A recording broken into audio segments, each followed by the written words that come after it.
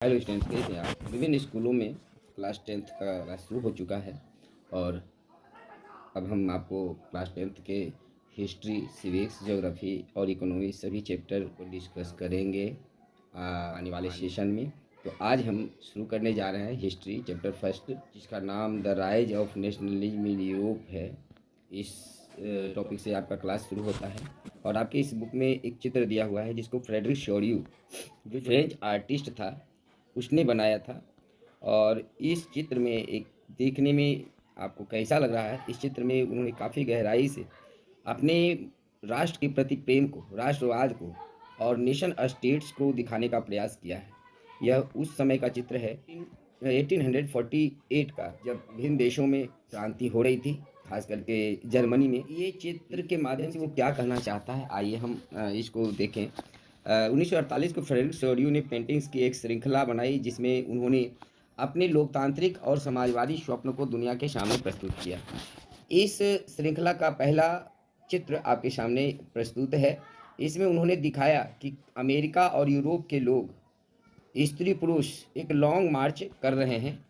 ये देख सकते हैं यहाँ पर यूरोप, ये अमेरिका के लोग हैं और ये यूरोप के लोग हैं। ये सब एक लॉन्ग मार्च कर रहे हैं, ये दिखाया गया। और स्वतंत्रता की देवी की प्रतिमा को अपना श्रद्धांजलि अर्पित कर रहे हैं।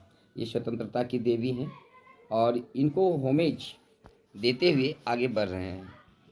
फ्रेंच रिवॉल्यूशन के समय स्वतंत्रता की देवी को फीमेल फिगर के रूप में प्रस्तुत किया गया था। यानी हमारे देश में जैसे भारत को भारत माता के रूप में देखा जाता है, वैसे ही फ्रेंच रिवॉल्यूशन के समय में स्वतंत्रता की देवी को एक मूर्ति के रूप में, एक फीमेल फिगर के रूप में पर्सोनिफाई किया गया था, मानवीकृत किया गया था। देखिए, प्रकृति के चीज़ों का मानवीकरण मनुष्य करता रहा है, तो यहाँ पर भी उस भावना को, जो कि स्वतंत्रता को या नेशन स्टेट को प्रस्तुत करता था, उसको एक महिला के रूप में दिखाया गया था फ्रेंच रिवॉल्यूशन के समय में, यानी माता के रूप में प्रस्तुत किया गया था। इस मूर्ति के एक हाथ में आप देख सकते हैं यहाँ पर मानव अधिकारों का घोषणा पत्र, charter of the rights of man है, और दूसरे हाथ में एक टॉर्च, जिसको मशाल है, वो दिखाई पड़ रहा है। ठीक है, ये देख सकते हैं यहाँ इस हाथ में जो है ये मानव अधिकारों का घोषणा पत्र है। क्लास 9 में आप rights of man and citizen पढ़ चुके हैं, तो वही मानव अधिकारों का घोषणा पत्र है और दूसरे हाथ में दुनिया को प्रकाश दिखाने वाला मशाल है, टॉर्च है। धरती पर इस चित्र में बहुत सारे अवशेष दिखाए गए हैं। यहाँ पर आप देख सकते हैं ये जो चीज़ें हैं, ये निरंकुश राजतंत्र के अवशेष हैं। यहाँ मुकुट आपको दिख रहा होगा और बहुत सारे जो एब्सोल्यूट मोनार्किज्म था, जो एब्सोल्यूट इंस्टीट्यूशंस थे, उसके अवशेष दिखाए जा रहे हैं। यानी कि लोग अपने उस राजतंत्र के चोले को कबाड़ में फेंक चुके हैं। ये कहना चाहता है जो फ्रेडरिक शोरियू है, वो इस चित्र में यह दिखाना चाहता है कि अब वो युग समाप्त हो चुका है जब लोग राजतंत्र में जिया करते थे।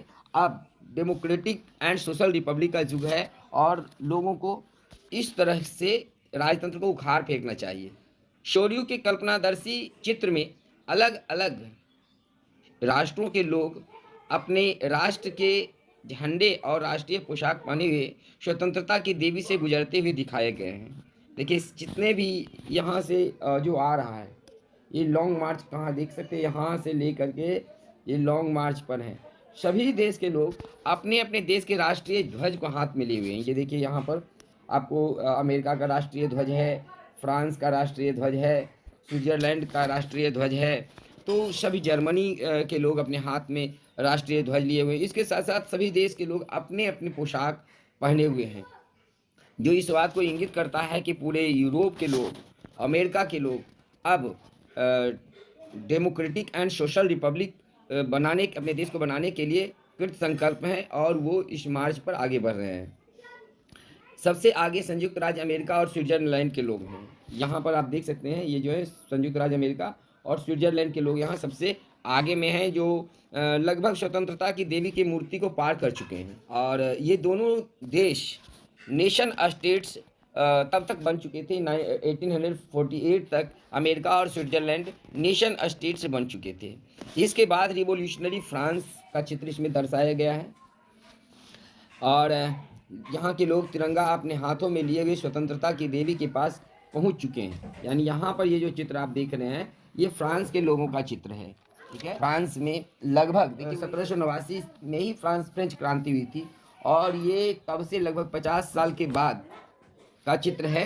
हालांकि उस समय फ्रांस में राजतंत्र ही था, लेकिन लोग उसको उखाड़ फेंकने की स्थिति में पहुंच चुके थे, इसलिए उसको स्वतंत्रता की देवी के पास दिखाया गया है। इसके बाद जर्मनी के लोग लाल और सुनहरे के झंडे लिए हुए आते हुए दिखाई दे रहे हैं। यहाँ पर ये देख लीजिए, जर्मनी के लोग हैं, ये लाल सुनहरे झंडे लिए हुए आगे बढ़ते हुए दिख रहे हैं।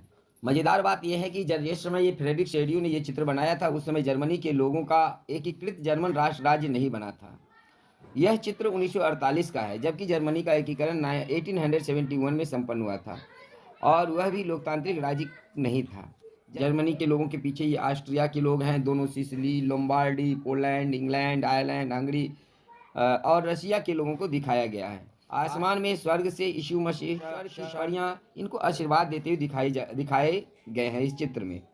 इस तरह से दुनिया के राष्ट्रों के बीच भ्रातृत्व की भावना को सांकेतिक रूप से फ्रेडरिक शोरियू ने अपने इस चित्र में बहुत ही खूबसूरती से दिखाया है। कहते हैं एक चित्र 1000 शब्द के बराबर होते हैं और यह चित्र उसका सबसे सुंदर उदाहरण है कि फ्रेडरिक शोरियू ने अपने डेमोक्रेटिक और सोशल रिपब्लिक के सपने को इस चित्र के माध्यम से दुनिया के लोगों के सामने बहुत ही खूबसूरत ढंग से पेश किया है। तो इस वीडियो में इतना ही।